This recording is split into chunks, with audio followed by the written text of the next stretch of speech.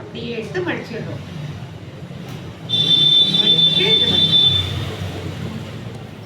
Correct பண்ணிக்கங்க. இங்க பாருங்கடா, இப்போ இந்த கரபாகத்துல இங்க இருந்து 6 inches பிளேஸ் பண்ணுறோம். சரியா?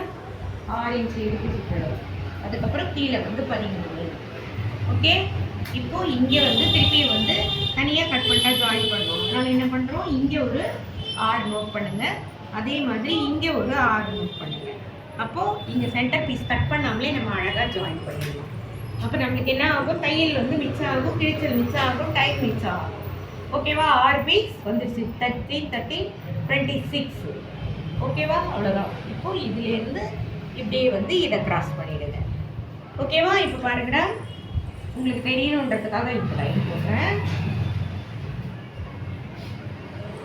இங்கே 6 இடுப்பு, இங்கே 13 டவுரு, இங்கே 6 இடுப்பு, இங்கே 13, அங்கே 13 வச்சு இங்கே 6 வச்சிட்டோம்னா இதை கட் பண்ணாமல் நம்ம ஜாயின் பண்ணிடலாம். 2 பீஸ், 4 பீஸ், 6 பீஸ்.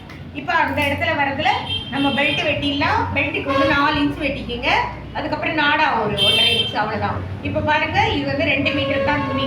2 மீட்டர்லேயே நம்மளுக்கு ஒரு இன்ஸ்கர்ட் வந்து ரெடி ஆயிடுச்சு. கீழே டவுர் பார்த்தீங்கன்னா கடையில் கூட கிடைக்காது. 80 இன்ச் டவுரில் உள்பாவோட நம்ம தைச்சிட்டோம். ஓகேவா? இப்போ இதை கட் பண்ணுறோம், இதை கட் பண்ணாமல் அதை கட் பண்ணிடுறோம். அப்போ நம்ம இங்கே ஜாயின் போட வேண்டிய அவசியம் வராது. ஓகேவா? இதுதான் 6 பீசஸ் இன்ஸ்கர்ட்னுடைய மார்க்கிங் மெத்தட்.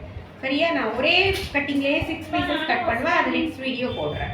லைக் பண்ணுங்க, ஷேர் பண்ணுங்க, கற்றுக்குங்க. 6 பீசஸ் இன்ஸ்கர்ட்.